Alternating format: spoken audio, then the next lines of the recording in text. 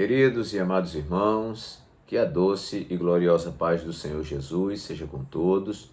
Nós estamos de volta para mais uma semana abençoada, onde vamos estudar a Escola Bíblica Complementar.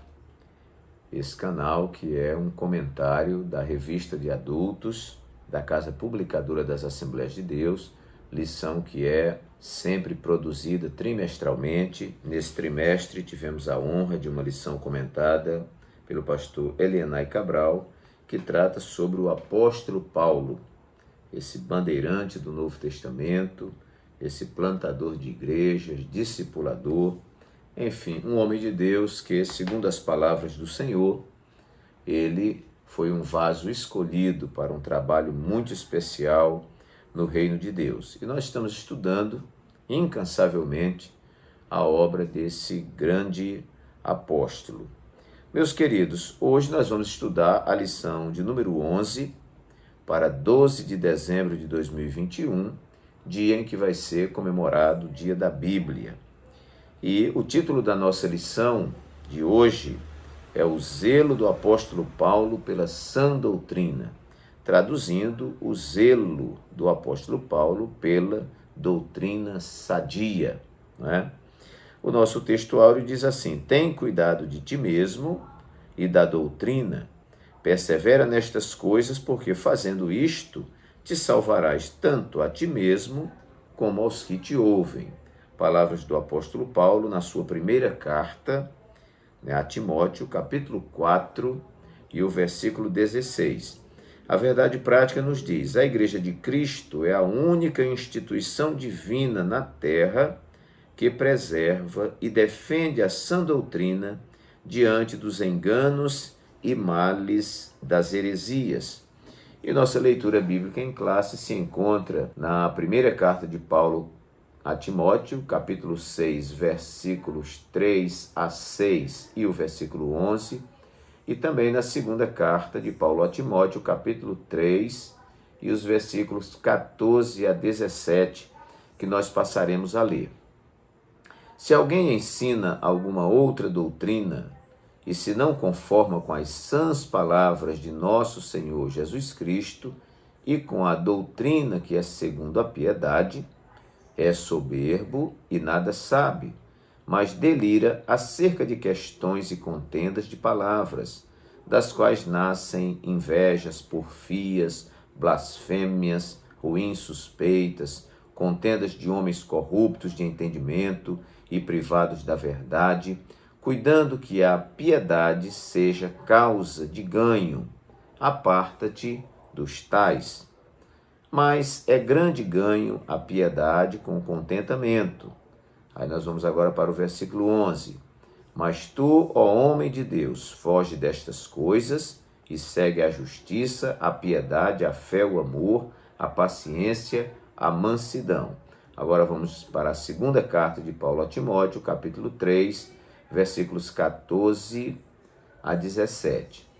Tu, porém, permanece naquilo que aprendeste e de que foste inteirado, sabendo de quem o tens aprendido, e que desde a tua meninice sabes as sagradas letras que podem fazer-te sábio para a salvação pela fé que há em Cristo Jesus. Toda escritura divinamente inspirada é proveitosa para ensinar, para redarguir, para corrigir, para instruir em justiça, para que o homem de Deus seja perfeito e perfeitamente instruído para toda a boa obra. Meus queridos, a nossa introdução vai dizer assim: qual o fim do mandamento? Por que devemos zelar pela sã doutrina? Qual o ponto de equilíbrio da sã doutrina? O assunto que estudaremos nesta lição responderá a essas questões, que se mostram importantes para a nossa caminhada na vida cristã. Que o Espírito Santo o enriqueça na graça e no conhecimento.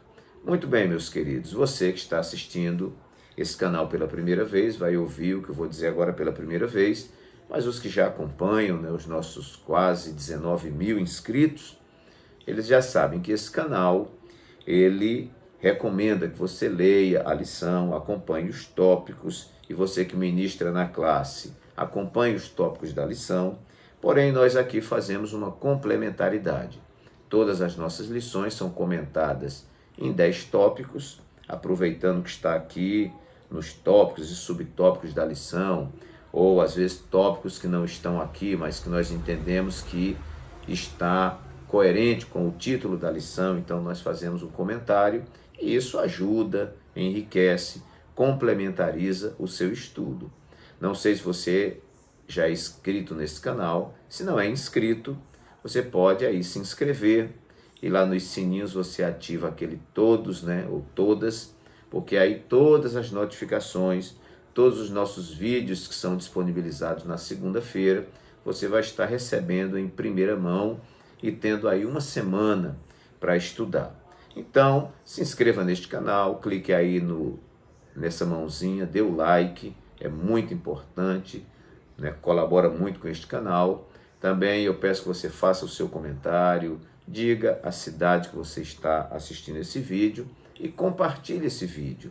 Eu acho que isso aqui é um tesouro que você pode compartilhar com muita gente. Muita gente pelo Brasil tem sido edificada, né? Nossa palavra é uma palavra simples, mas nós temos trazido aqui um conteúdo que tem abençoado muitas vidas e pode ser que te abençoe, não é? Nós temos muitos vídeos aí na internet, acredito que cada um dê a sua colaboração, e nós temos esse formato de comentar em 10 tópicos que te ajuda. Esses tópicos podem servir para uma ministração na igreja, eles são aí de domínio público, né? Os irmãos, né, nós recebemos do Senhor de graça, e de graça damos, você pode usar na igreja, pregar, enfim.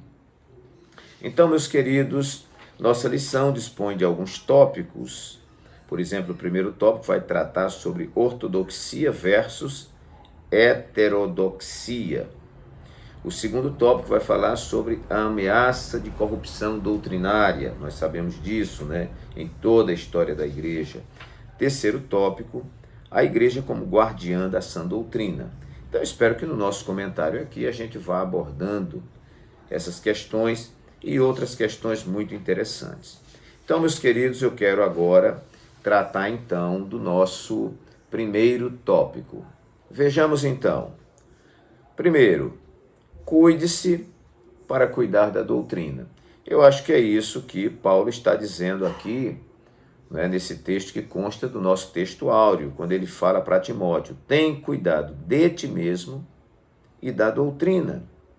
Persevera nestas coisas, porque fazendo isto te salvarás tanto a ti mesmo como aos que te ouvem. Esse texto é um texto pequeno, irmãos, mas de muita profundidade. Ou seja, eu preciso estar bem, eu preciso estar enquadrado na doutrina para poder ensinar a doutrina aos outros. Eu não posso curar os outros ou tentar curar os outros pela palavra se eu estou doente. Então, a ideia é que a gente cuide de nós mesmos e depois cuidemos da doutrina. Havia uma frase muito interessante de Sócrates, né, que dizia: conheça-te a ti mesmo, né? Tinha lá no templo de Delfos uma inscrição na entrada, né? Conhece-te a ti mesmo. Por quê? Porque quando o homem não está resolvido consigo mesmo, ele não tem como resolver as questões dos outros. Então, doutrinar é nós ensinarmos uma doutrina sadia, né? Ensinarmos é passarmos um ensino sadio, um ensino saudável, um ensino enquadrado nas Escrituras, um ensino contextualizado com toda a Bíblia, um ensino verdadeiro. Então, para que eu consiga fazer isso, é preciso que eu cuide de mim. Nós temos hoje, infelizmente, muitas pessoas que estão excessivamente preocupados com a igreja, com a obra de Deus, com a missão, com tantas outras coisas. E é bom que esteja preocupado, que esteja ocupado, esteja empenhado. Mas você não pode esquecer de cuidar de você. Porque senão daqui a pouco você vai estar desequilibrado, daqui a pouco você vai estar doente, daqui a pouco você está neurótico. E a pior coisa, eu me lembro de um amigo meu, é que o louco não sabe que está louco. Então, de repente, a gente vai ficando louco e pensa que está abafando, pensa que está, não é, por cima, quando a gente está acabado, arrasado, todo destruído. e a obra sendo prejudicada, porque se o vaso está todo quebrado, todo rachado, não tem como transportar o precioso líquido. Então, meus queridos, aqui está dizendo na palavra, né? Tem cuidado de ti mesmo e da doutrina, né? Então, cuide de você e cuide da doutrina. Paulo recomendava que Timóteo tivesse cuidado com a sua saúde, recomendou até que ele tomasse um pouco de vinho para que ele fosse resolvido seus problemas estomacais, coisa dessa natureza. Então, o cuidado com a saúde, o cuidado com o comportamento, o cuidado com o nosso testemunho pessoal, esse cuidado é em todas as áreas e aspectos da vida do obreiro, para que ele possa, então, ensinar a doutrina da palavra do Senhor. O segundo tópico que eu enumerei aqui foi doutrina que nos livra das heresias. Porque Paulo era tão zeloso com a doutrina santa, ou a doutrina sadia, ou seja, sã doutrina, né? Uma doutrina sadia, porque ele tinha esse cuidado. Porque se o evangelho está deturpado, se a palavra está corrompida, adulterada, nós não vamos ter os resultados que nós almejamos ter. Eu acho muito interessante que Paulo, em quase todas as suas cartas, se eu não me engano, tem umas 3 cartas que ele não começa assim, ele começa reafirmando o seu apostolado. Por quê? Porque ele era questionado. Até pelo corpo apostólico, ele chegou a sofrer algumas questões, uma certa discriminação, porque ele não tinha andado com Jesus. Então, constantemente ele dizia: eu sou Paulo, apóstolo de Jesus Cristo, chamado segundo a vontade de Deus, ou algumas frases similares.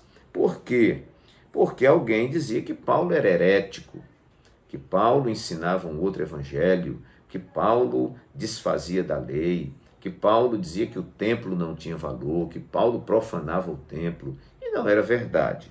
Então, Paulo, ele ensina uma doutrina que nos livre das heresias. Longe dele ser um herético, ele lutava para que as heresias não tomassem conta. Ele chegou a dizer que ainda que um anjo descesse do céu, se eu não estou enganado, ele falou isso aos Gálatas, ainda que eu mesmo, ou um anjo desça do céu, trazendo outro evangelho, que seja anátema. Então nós vamos ver aqui na nossa lição, que eu vou ler assim bem superficialmente, o tópico 1, subtópicos 1, 2, 3, né? O autor da lição diferencia a ortodoxia da heterodoxia. Na ortodoxia, ele diz que ela é absoluta conformidade com o princípio ou doutrina. Isso é ortodoxia. Na teologia cristã, o termo refere-se ao modelo bíblico das sãs palavras. Logo, a doutrina cristã é ortodoxa, enquanto for coerente com o que Cristo e os apóstolos ensinaram.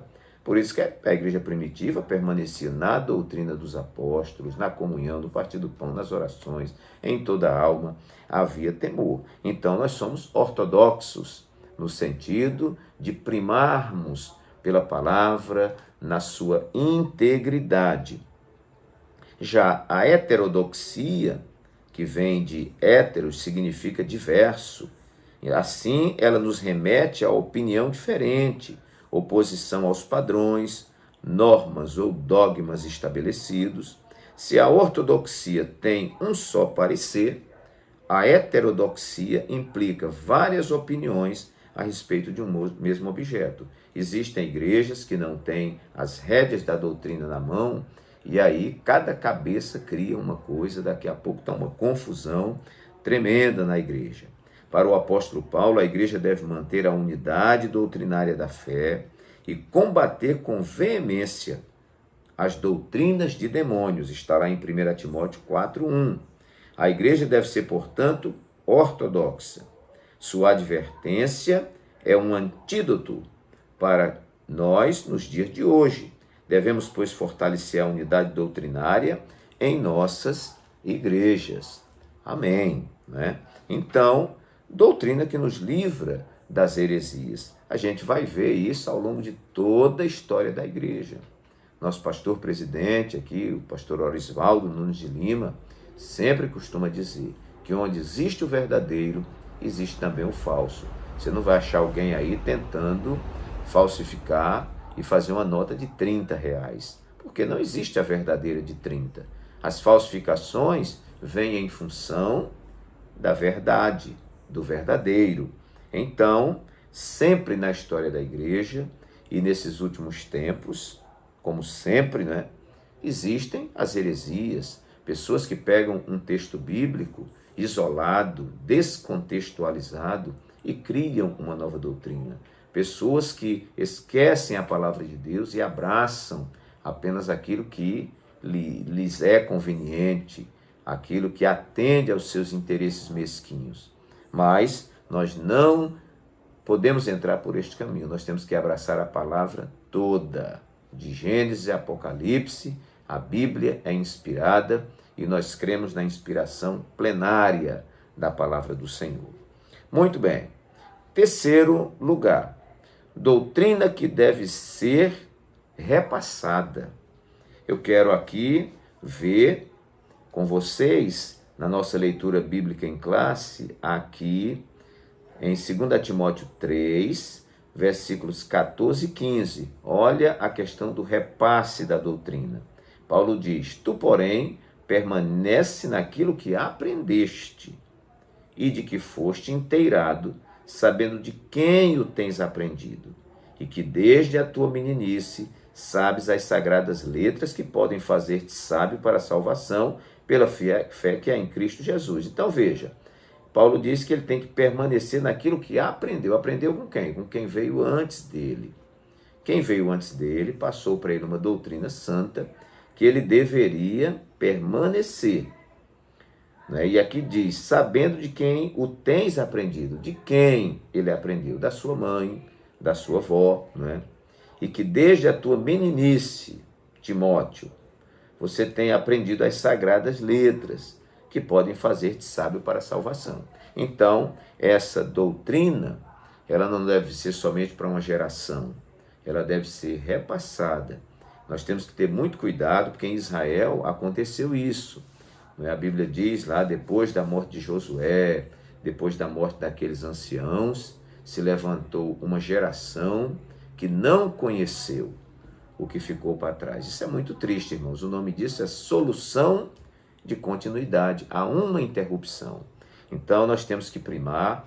Eu hoje estou pastoreando a igreja em Chã da Jaqueira 1, aqui em Maceió. Quero até pedir desculpas que as nossas transmissões assim não estão boas. Algumas pessoas estão dizendo que não estão boas, mas a gente vai tentar reparar isso aí.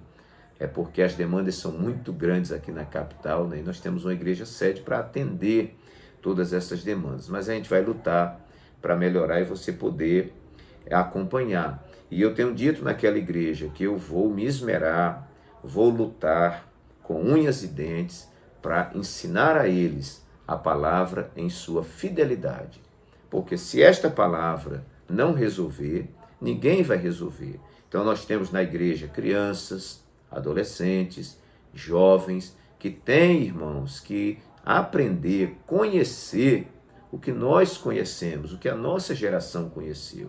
Então, eu me lembro dos cultos em 1975, 76, 78, década de 80, e hoje nós vemos muita diferença, porque a igreja vai avançando, mas muita coisa boa nós demos um cochilo e deixamos para trás. E a gente precisa reativar essas coisas boas para que os nossos filhos, os nossos netos aprendam e repassem no futuro. Quem serão as dirigentes de círculo de oração em 2030, 2040, 2050, se Jesus não tiver voltado? Quem serão os pastores? Que qualidade esses pastores terão? Que conhecimento de Bíblia eles terão? Como serão os líderes de mocidade? Enfim, esses obreiros que fazem a obra de Deus e especialmente que trabalham no ministério da palavra. Então nós temos que cuidar nisso aí, no nome santo de Jesus. Vamos então para o nosso Quarto tópico, doutrina que nos conduz pelo caminho da sabedoria. Glória a Deus por esta palavra. Olhe o versículo 16 da nossa leitura bíblica em classe, que vai nos mostrar. Aliás, irmãos, versículo 15 que eu li, ela tem uma parte final. Diz assim, e que desde a tua meninice sabes as sagradas letras, olha o repasse, que podem fazer-te sábio para a salvação. Onde está a fonte da sabedoria? A fonte da sabedoria está em Deus. A fonte da sabedoria está em Jesus. A fonte da sabedoria está na palavra. Seria muito bom que todo jovem, todo adolescente, toda senhora, todo senhor, lesse de forma exaustiva o livro de Provérbios, o livro de Salmos, e toda a Escritura, que é uma fonte de sabedoria. Ainda que o indivíduo seja um tolo, se ele anda conforme as Escrituras, se ele obedece às Escrituras, irmãos, ele será tido como um sábio. Diz que quando o tolo, de repente fica calado, se porta, que são recomendações da Bíblia, ele é tido como sábio. Ora, se você obedece os mandamentos, você observa o caminhar dos santos homens de Deus e você busca imitar isso aqui, você fatalmente estará entrando pelo caminho da sabedoria. Eu gosto muito do Salmo 23, que diz assim, falando do pastor, o Senhor é meu pastor, nada me faltará, e diz que ele, esse pastor, nos guia pelas veredas da justiça por amor do seu nome. O que é isso? Quando eu estou com o pastor, não preciso me preocupar, eu já estou na vereda da justiça. E quando eu estou, irmãos, na palavra, alinhado com a palavra, eu vou estar no caminho da sabedoria. Jovens, vocês querem ser mais sábios? Leiam a Bíblia. Mulheres, vocês querem ser mulheres mais sábias? Leiam a Bíblia. Senhores, obreiros do Senhor, vocês querem ser mais sábios? Leiam a Bíblia. E não se esqueçam, irmãos, nós estamos no desafio de, em 2021, lermos nossa Bíblia toda. Olha que eu falei no começo do ano, e alguém pensa, vai demorar muito, já está chegando, Eu estou gravando essa lição aqui no dia 30 de novembro, então amanhã já é dezembro, nós temos aí 30 dias para encerrarmos a leitura da Bíblia e levantarmos aí o troféu da vitória, conseguimos ler a Bíblia toda durante o ano. Olha, para você que me ouve, de repente você não vai lembrar de muita coisa que eu falei, mas guarde uma coisa, cultive o hábito de todo ano ler a sua Bíblia toda. Olha, irmãos, quem lê a Bíblia é um bem-aventurado. A Bíblia diz, bem-aventurado o varão que não anda segundo o conselho dos ímpios, não se detém no caminho dos pecadores, não se assenta na roda dos escarnecedores, antes tem o seu prazer na lei do Senhor. Essa pessoa será como uma árvore frutífera, uma árvore plantada junto a ribeiros de água, que dá o seu fruto na estação própria, as folhas não caem. E, meus irmãos, uma vida de felicidade. Pessoas que leem Bíblia são pessoas que dificilmente procuram o pastor para pedir conselho, são pessoas que têm conselho para dar aos outros, pessoas que leem a palavra, eles têm sabedoria de Deus, porque eles aprendem na palavra qual é o caminho da sabedoria e vão ser bem-aventurados. Então, doutrina que nos conduz pelo caminho da sabedoria. Glória a Deus por isso. Quinto ponto, doutrina que atende às nossas demandas. A palavra tem resposta, irmãos, para tudo em nossa vida. Por isso que Paulo zela pela sã doutrina, porque isto é saúde para a nossa vida espiritual, física, intelectual, emocional e etc. Veja o versículo 16, agora sim, diz aqui, toda escritura divinamente inspirada é proveitosa, olha, para ensinar, para redarguir, para corrigir, para instruir. E se Paulo quisesse dizer mais coisa, que ele ia dizer. A palavra, ela é suficiente para as nossas vidas. Quem lê a Bíblia, ele aprende os conselhos de Deus. Tem muita gente aí, dita cristã, até obreiros da casa de Deus, que estão buscando conselho com ímpios, com pessoas que estão nas trevas, com pessoas que não conhecem Jesus. Pode ser o meu parente íntimo. Se ele não aceitou Jesus como Salvador, não foi salvo, irmãos, ele é gente boa, mas está nas trevas. E que conselho uma pessoa que está na escuridão vai dar para uma pessoa que está na luz? É lógico, né? Então, a gente tem que ter muito cuidado, porque a palavra, ela tem conselhos para nós. Quantas vezes a gente está vivendo um tempo de angústia, mas quem lê Bíblia, daqui a pouco está só. O pastor não está junto com ele, os presbíteros não estão, o líder do departamento não está, mas ele recebe de Deus, do Espírito Santo, porque a Bíblia diz que o Senhor nos faria lembrar, né, de todas as coisas, né, que nós temos visto, ouvido. Então, queridos, quando a gente lê a Bíblia, eu posso dizer que a gente tem um conjunto de conselhos que atendem a todas as demandas da nossa vida. Na minha concepção, a Bíblia tem resposta para tudo. Tem gente que pergunta, pastor, e por que a Bíblia não fala sobre esse detalhezinho aqui? Não, ela não fala do detalhezinho, mas ela fala dos princípios que atingirão aquele detalhe. A Bíblia é um livro de princípios. Quando você vive os princípios da palavra, você é abençoado em todos os aspectos da sua vida. Eu sempre digo que crente que vive princípio da palavra, não precisa nem orar essa oração, Deus me abençoa, porque ele já é abençoado, né, em virtude de viver os princípios da palavra. Então anote aí, já falamos do primeiro tópico, cuide-se para cuidar da doutrina. Segundo tópico, doutrina que nos livra das heresias. Terceiro tópico, doutrina que deve ser repassada. Quarto, doutrina que nos conduz pelo caminho da sabedoria. Quinto, doutrina que atende às nossas demandas. Vamos agora para o sexto ponto da nossa lição. Doutrina que deve ser preservada. Uma coisa é o repasse, outra coisa é a preservação. Vamos para o terceiro tópico e subtópico primeiro. Aqui a igreja é tratada como coluna e firmeza da verdade. Por quê? Porque ela é composta de humanos? Não. A igreja é coluna e firmeza da verdade porque na igreja está a palavra. E a igreja, ela é uma preservadora, uma conservadora da palavra. O que nós estamos assistindo nos últimos dias são conceitos, ideologias anticristãs. Essas pessoas estão questionando o evangelho, questionando as palavras de Jesus, questionando a Bíblia, porque diz que isso tudo é antiquado, e eles vão tentando desmoronar esses princípios, essas bases que dão sustentação à humanidade. Um livro de mais de 3.000 anos.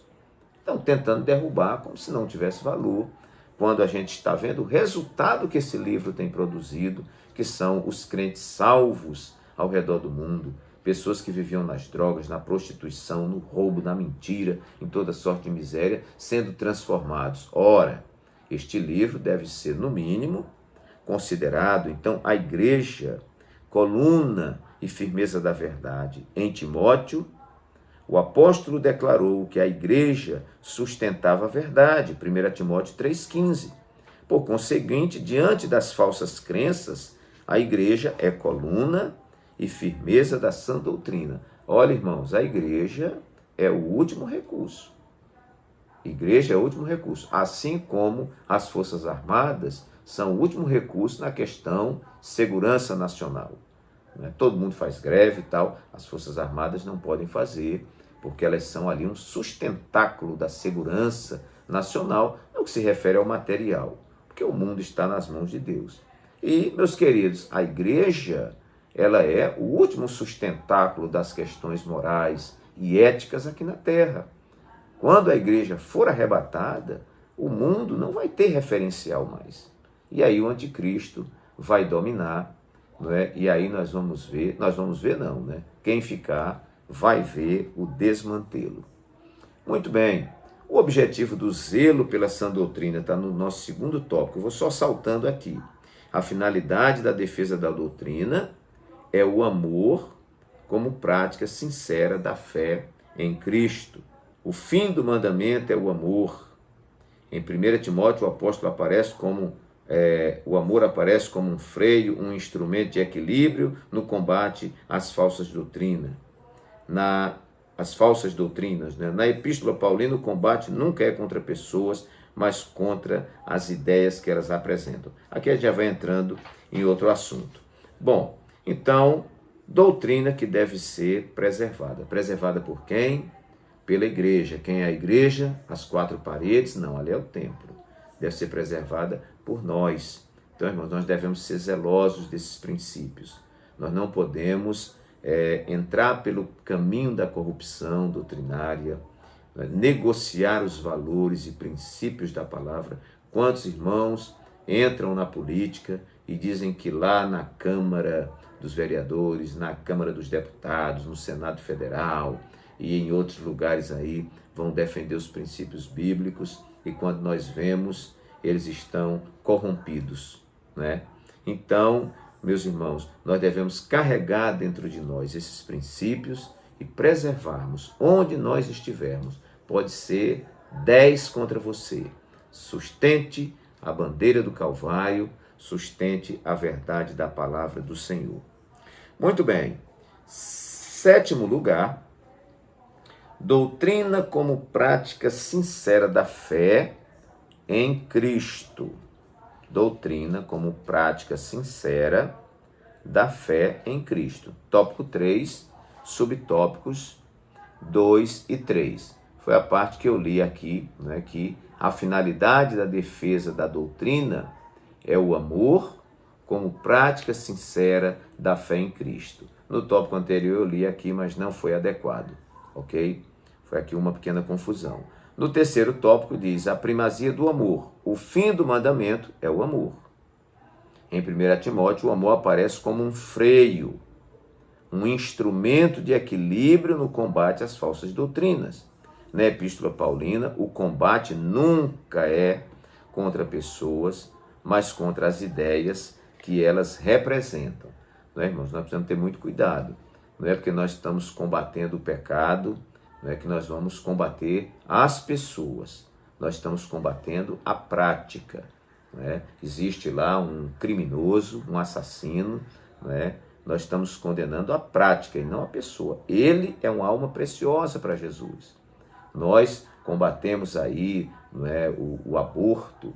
Não é? Então, a pessoa que está abortando, a gente combate o aborto, mas não a pessoa. A pessoa, ela tem que ser corrigida, não é, e amada. E assim, com todas as questões que nós vemos por aí, que nós discordamos, porque a palavra de Deus condena. Se a palavra de Deus condena, a palavra é a voz de Deus. Então, nós temos que ter cuidado. Nesse caso, o amor como fim do mandamento é o antídoto perfeito. Nesse amor, o coração é santificado pelo Espírito Santo, gerando uma pureza interior, pois um coração sujo pelo pecado não pode agir amorosamente. Então a doutrina, irmãos, trabalha em nós, para que a nossa prática seja sincera nesta fé em Cristo. 8º lugar, a doutrina que produz uma fé sadia. Lugares que não têm doutrina, a fé não é sadia. Nós vemos lugares onde estão produzindo interesseiros, porque as pessoas vão lá não com o fim de ter um compromisso com Jesus. Elas vão lá para buscar o seu milagre. E nós temos que ter cuidado. A pessoa recebe o milagre, isso é ruim? Não, é bom. Deus opera milagres? Opera. Agora, irmãos, nós temos que ter cuidado com a motivação do coração. Se alguém vai para a igreja apenas buscar um milagre, apenas buscar vitória, apenas buscar benefício, isto é corrupção. E quem está ensinando isso e dizendo que isso é o tudo da palavra, também está corrompendo a palavra. O chamado da Bíblia é para ter um compromisso com Deus. E tendo este compromisso com Deus, os derivativos são bênção de Deus na vida da pessoa. Então, nós sempre sustentamos aquela frase: o Deus da bênção está acima da bênção de Deus. Então, mais do que a bênção de Deus, você tem que buscar o Deus da bênção. Mais do que os benefícios de Deus, você tem que buscar o Deus dos benefícios. Porque quando Ele é o principal, se Ele me der, Ele continua sendo Deus. E se Ele não der, Ele continua sendo Deus. Agora, se você está apoiado somente naquilo que Deus dá, quando Ele não dá, porque tem vezes que Ele não dá mesmo, Ele é soberano, você vai abandonar tudo e abandonar a sua fé. Então, a doutrina genuína, ela constrói uma fé sadia, uma fé que compreende que Deus é soberano. Quantas vezes eu peço algo, com fé e não recebo. Por quê? Porque Deus não quer. E porque Deus não quer, Ele não tem que me dar satisfação. Ele é um Deus soberano. Vamos lá. 9º ponto, eu quero ser breve nesse vídeo, para que fique bastante objetivo. Doutrina que provém das Escrituras. Qual a fonte da nossa doutrina? A Bíblia Sagrada. Que parte da Bíblia? Somente o Novo Testamento? Não, o Antigo Testamento também. Já existem facções que estão tentando cancelar o Antigo Testamento, tirar versículos do Antigo Testamento, dizer que o Deus do Antigo Testamento não é o Deus do Novo Testamento, e essa confusão. Por quê? Querem um evangelho de conveniência, mas a doutrina genuína, sadia, é aquela que provém das Escrituras. Olha o versículo 16. Toda a Escritura, divinamente inspirada, é proveitosa. Então, de onde vem todo esse proveito, esse ensino, essa conduta, essa ética? De onde ela vem? Das Escrituras. Foi dito a Josué: Josué, não se aparte da tua boca o livro desta lei. Antes medita nele de dia e de noite, para que tenhas o cuidado de fazer conforme tudo quanto nele está escrito. Porque então farás prosperar o teu caminho e prudentemente te conduzirás. Já citei o Salmo 1, Bem-aventurado o varão que não anda segundo o conselho dos ímpios, não se detém no caminho dos pecadores e nem se assenta na roda dos escarnecedores, mas o seu prazer está na lei do Senhor. O escritor aos Hebreus vai dizer que a palavra de Deus é viva, eficaz, mais penetrante do que qualquer espada de 2 gumes, que penetra até a divisão da alma, do espírito, das juntas e medulas, e é apta para discernir os pensamentos e as intenções do coração. E Jesus disse: passarão os céus e a terra, mas as minhas palavras não hão de passar. Qualquer doutrina, qualquer ensino, nenhum catecismo está acima da Bíblia. Vamos ter que ter cuidado, porque há segmentos religiosos que estão valorizando mais o catecismo do que a palavra. Catecismo é uma construção interpretativa dos homens. Nós temos a palavra. A palavra. Para nós, sola fide, somente a fé, sola gratia, somente a graça, e sola escritura, somente as escrituras, e solos Deus glória, somente a Deus toda glória. Então são os solas aí da reforma. E um deles é somente as Escrituras. 10º e último lugar, doutrina que nos disciplina. Aqui é muito importante, porque quem gosta de conveniência, de interesse particular, não gosta de disciplina. Existem pessoas que não leem Bíblia. Eles compram aquelas caixinhas de promessa e ficam tirando somente mamãozinho com açúcar, garapinha doce, só tirando ali o que ele quer ouvir. Mas o bom é ler a palavra toda, porque você vai chegar em partes que a palavra vai bater na sua ferida, e não reclame, dê glória a Deus, porque ali é batendo na ferida para a ferida sarar e você ser curado e ter uma fé sadia nos caminhos do Senhor. Então eu acho muito interessante isso aqui. Eu gosto de ler a Bíblia toda.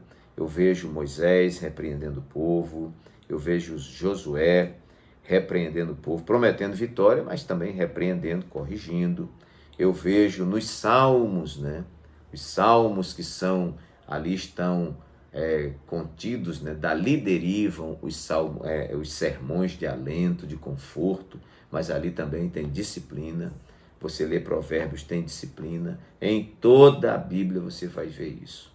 Porque Deus ama, né? E corrige aquele que ele toma por filho. Tá bom, meus queridos irmãos? Então, ficam aqui esses 10 tópicos. Eu espero que você tenha gostado. Se você acessou esse canal pela primeira vez, a qualidade dos nossos vídeos são assim. A gente é muito direto, a gente traz aqui experiências de vida, porque o que os irmãos querem no estudo dessa lição é o que isso aqui tem a ver com a vida dele. Então, você que é professor, não esqueça de aplicar essas verdades à vida dos seus alunos e à sua própria vida. E nós ficamos por aqui. Que Deus vos abençoe. Até o nosso próximo vídeo, se Deus assim o permitir.